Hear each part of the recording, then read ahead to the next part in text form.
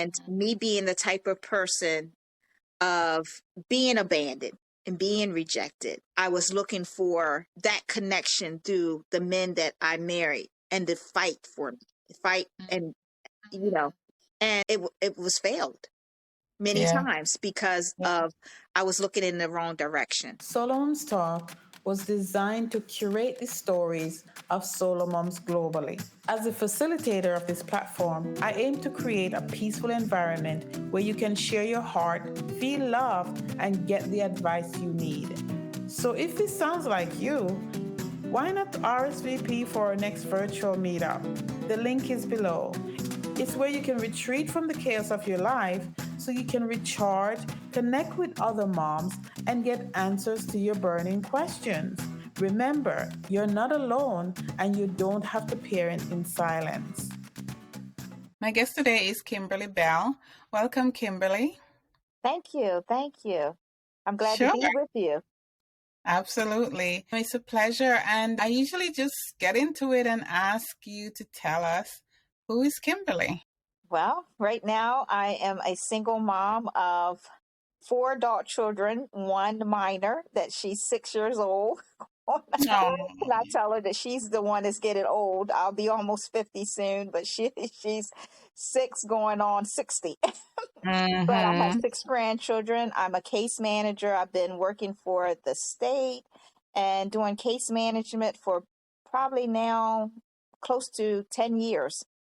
So I love what I do, navigating resources, helping participants, and just serving. I love being in the public and working in the community and diversity and different families. So I'm excited because since the COVID was lifted, majority of my cases are from different nationalities. So I'm just like, wow, yes, because this is the first time I've ever went into different nationalities, that Arabic and Russian, and so it's just been exciting to meet the family and to serve that population too. Mm-hmm. All right. Okay. Cool. So, well, I'm going to ask you something else, but you said COVID is over, but not where I am. What happened? Oh yeah. Well, it's lifted here in Maryland for us to go and resume back visiting and stuff like that. So even down with our school system in Maryland now, it's optional for mask. Yeah. So when I don't mean it's over, but it's everything's trying to lift to get back to normal. Yeah. Right. Which I don't think that'll ever happen, but I know, it just seemed like it was going to go on forever, right? Yes. Okay.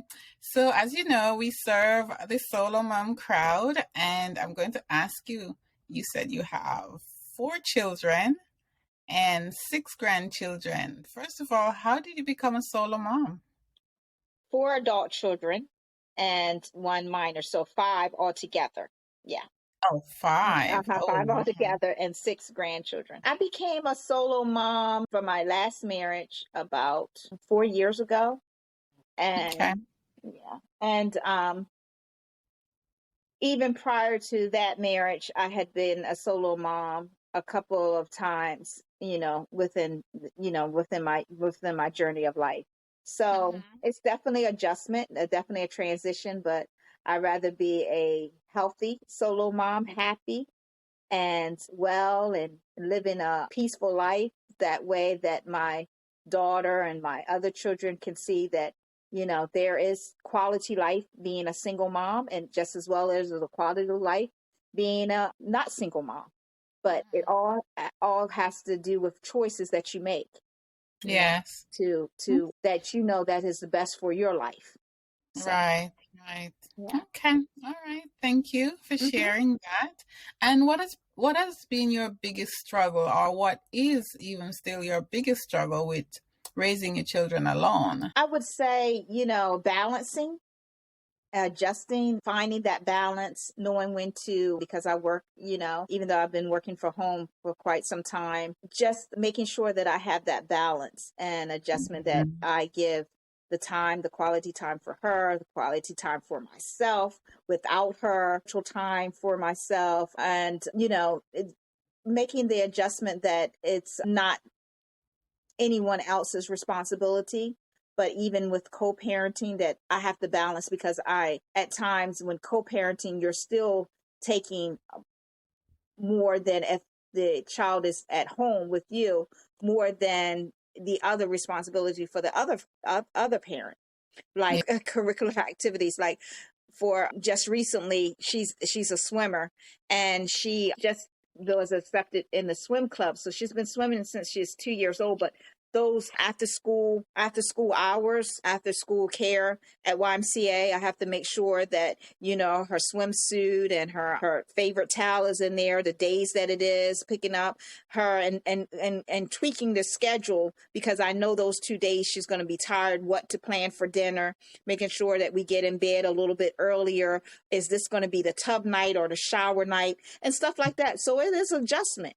And it's a balance, and we can't forget about ourselves along with this adjustment and balance, nor can we lack in her or the child needs and wants. Right, So, right. Yeah.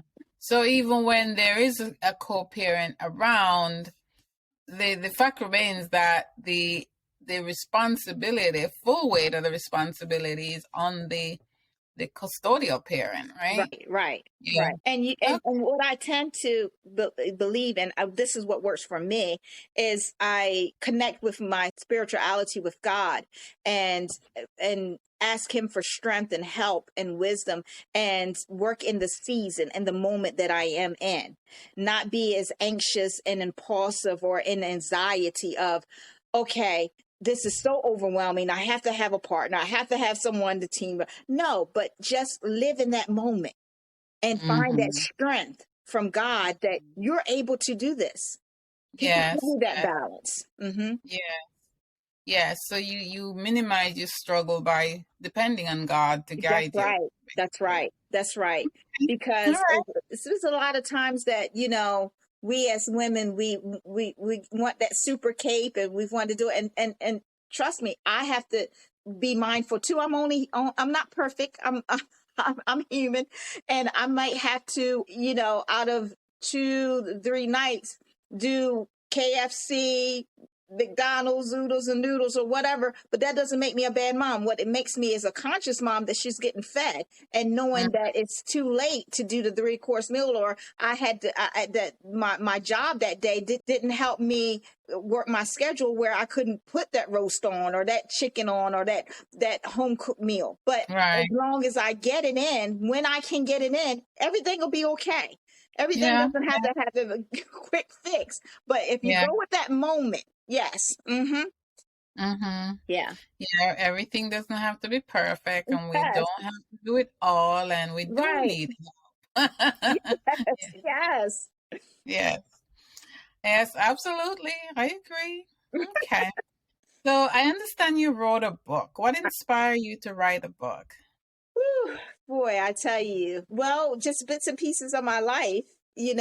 I've been just blessed since almost 49 years here on earth, that periodically during my working and career and choices of jobs that I was able to obtain, that I would at times be able to share bits and pieces of my story, as far as when it was appropriate, when I was working with the youth, at-risk youth, to encourage them to stay in school, because they're going to need that education. I know, because I quit in 11th grade, and so on and so on. So when the COVID hit, it'd be prior to that, when people would know a little bit, bits and pieces of my story, that said, your life is almost like a book. You really need to get a book out.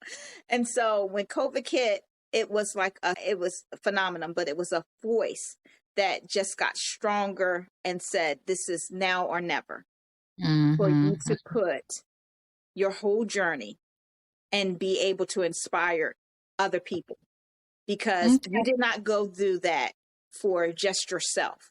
So that's what I did. So I started from the beginning of 5 years old, being with my biological mother and father up until I was 5, and then dropped off and never reunited with my mother and father, and the traumatic experience that I've seen while I was living with my biological mother and father. And along with that, my sister, who was my shero and still is my shero, she was 2 years older than me, but she ended up staying with my mother. They had kids after me. But like I said, I never reunited with them. I had to deal with the rejection. I had to deal with the abandonment. I had to deal with them never coming back for me. So thinking for years, what was wrong with me? What was wrong with this child that you all brought into this world without my choice and never fought for, never reclaimed. So I had to deal with that with my adopted family. And I was really blessed to have older adopted family that taught me morals and values and built the shelter of stability.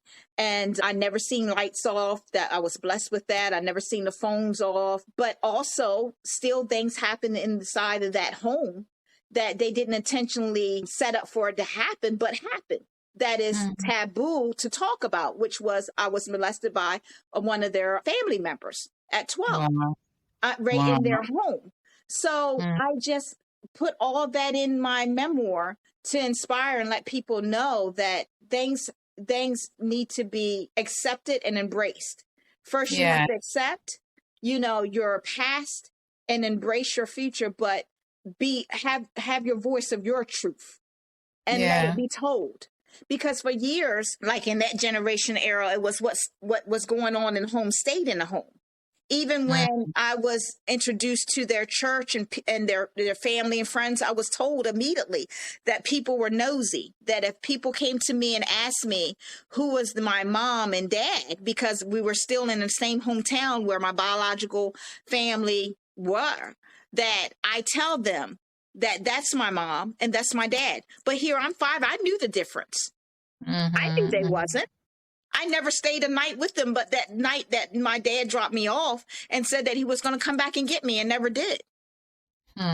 So I had to make sure that like I said, during COVID, wrote it down and made sure that my truth, everything that I had went through in my journey was transparent.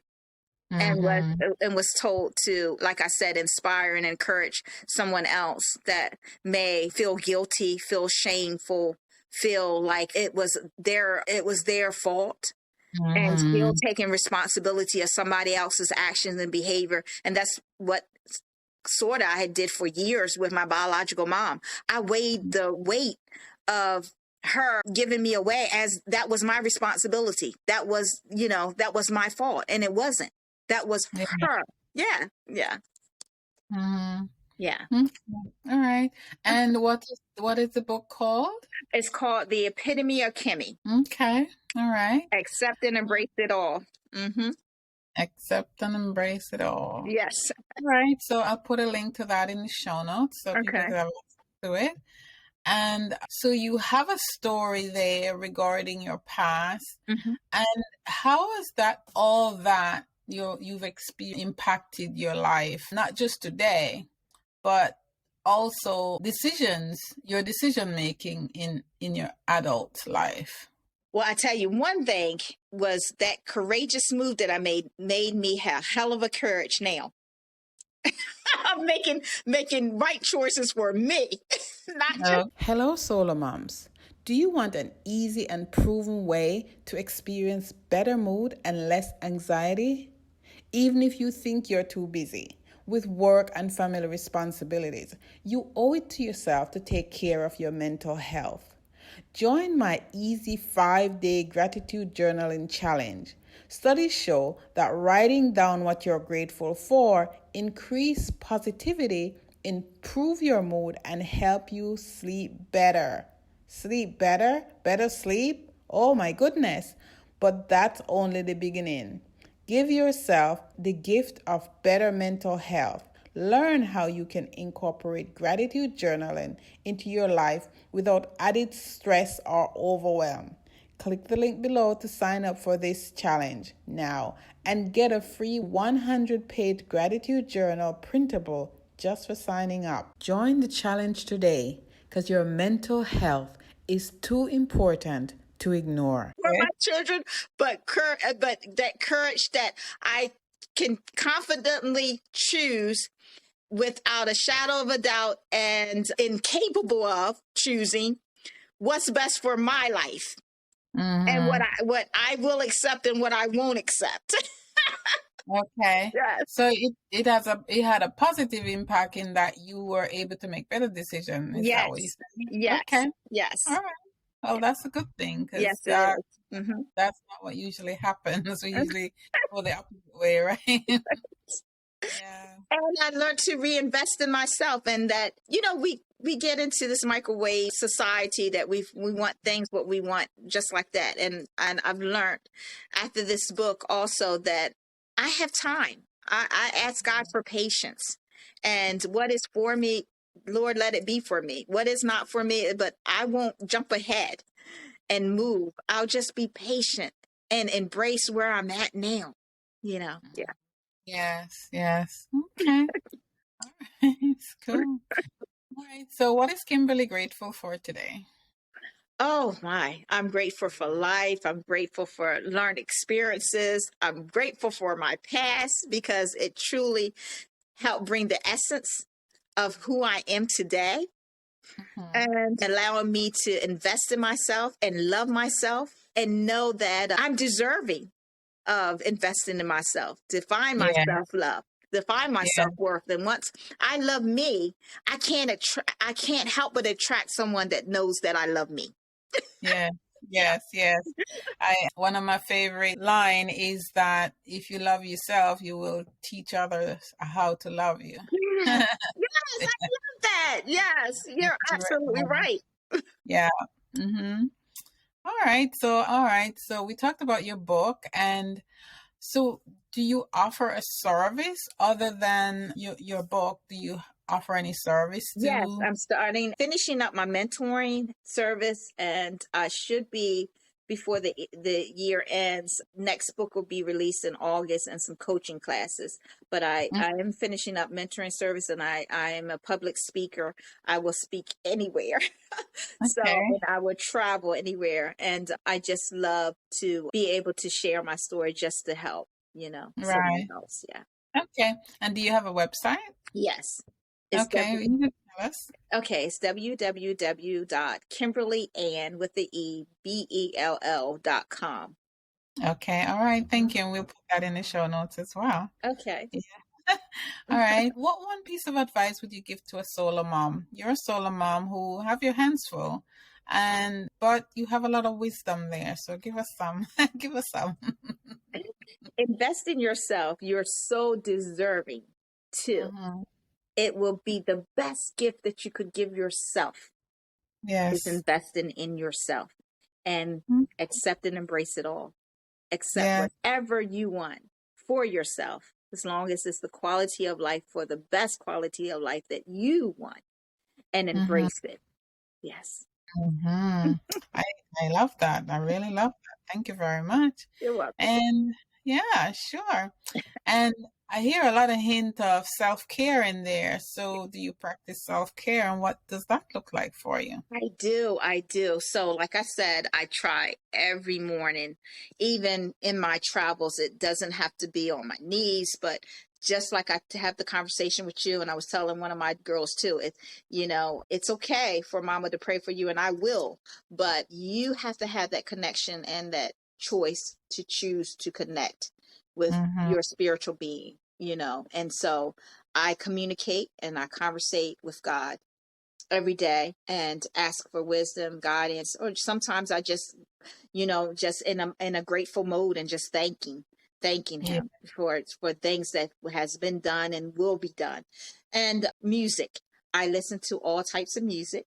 So I travel with my music. I go to bed sometimes with my music, but music has been a peace of mind for me, a tool that I use, and I just let the playlist go from R&B to jazz to oldies and goodies to country. It's just that's just the way of my life, that I found out that that's another positive tool that I use.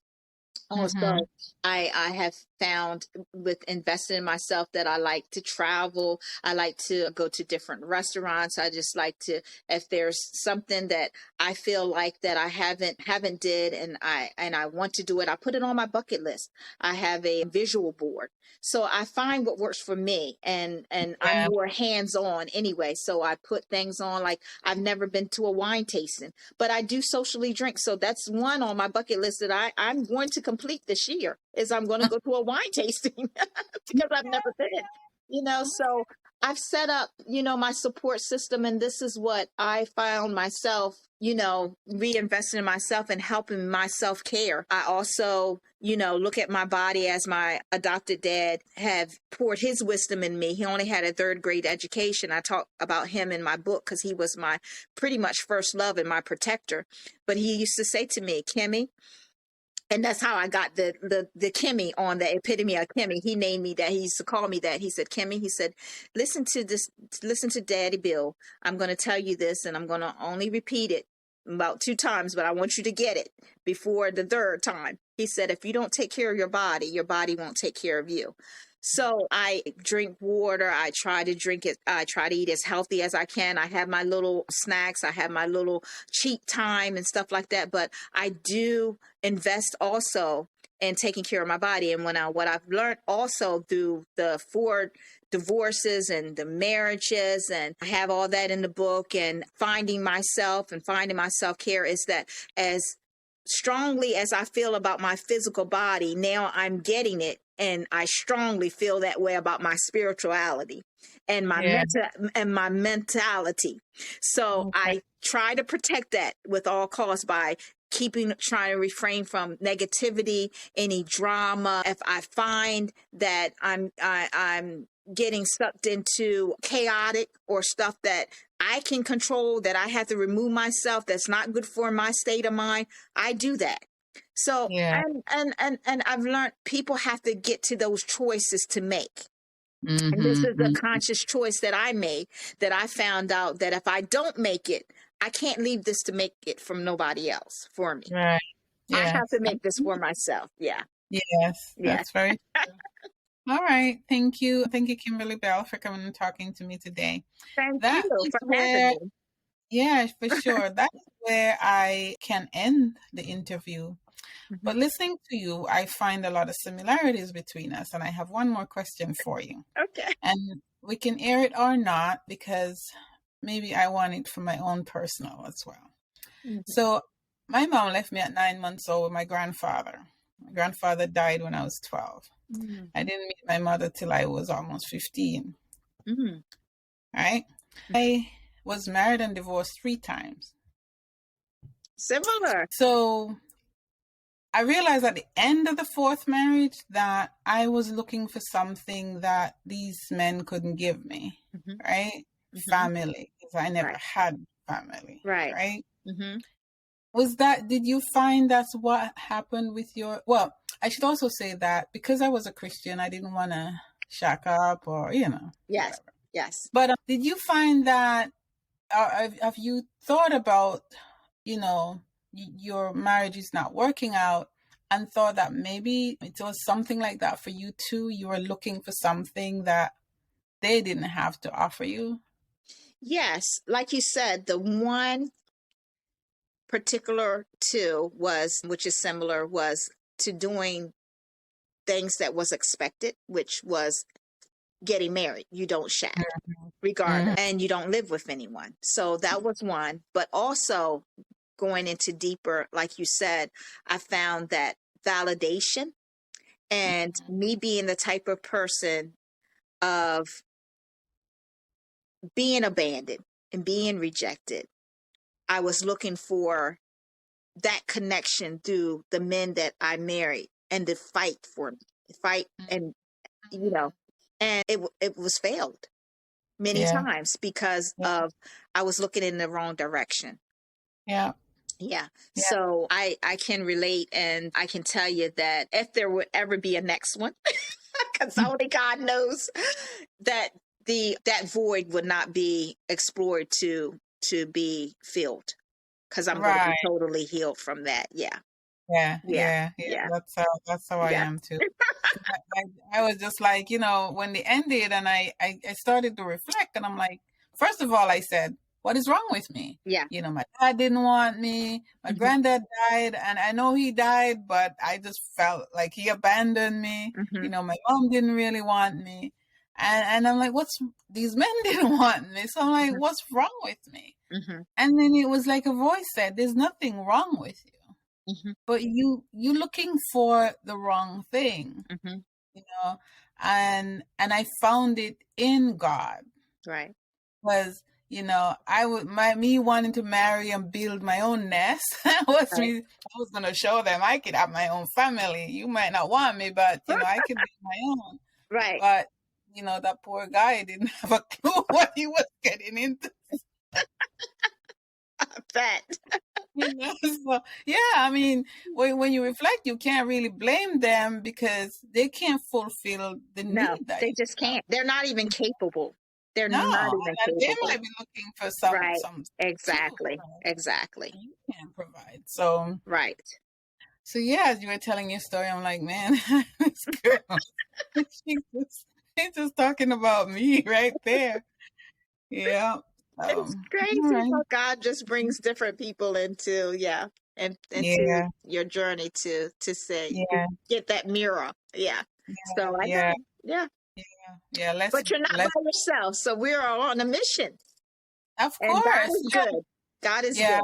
God is good for us to be able to relate and share those experiences, because look at us now. We're still here moving and knowing that He has so much more in store for us. Yeah. And I think a lot of that healing comes, for me anyway, was when I realized God is my Father. So what my earthly father didn't want me. Right. God is my Father, and He's sovereign. And once I realized that, I'm like, okay, we don't something special. We don't need. We don't need another father. It's okay. It's okay. Yeah. And our husband and whoever would be in our life can't fill that void of our father, but a king worthy for us, that we're deserving of. And that's where I'm at. God has the king already for us. That's not a father, but a king. But a king. Yeah, for sure. Love it. Love it. Yeah, I appreciate you being open and honest with me, because this is a good discussion that I'm sure we're not the only one who are here or have been there. Les Brown like to say that our stories are similar, it's just the details are different, but even some of the details are similar. Right, in our case. Right. Sure. Yeah. Well, I thank you so much that you have this platform, because kudos to you, because without the platform, I wouldn't even be able to do it. So thank you for being obedient and having this platform. And anytime you want me to come on, just let me know. It'd be a pleasure and an honor, because like you said, we all need to be more transparent and genuine and authentic to help make a change. And, Yeah, for sure. You're welcome. And thank you for coming and talking to me today. No problem. Sure. I'm excited to share that SoloMoms Talk is now on YouTube. Check out these interviews on our new channel, SoloMoms Talk TV. There you will actually see the interaction between myself and my guests. You will also find bite-sized clips of daily inspiration to help you manage the struggles of everyday life. So click SoloMoms Talk TV below to watch now.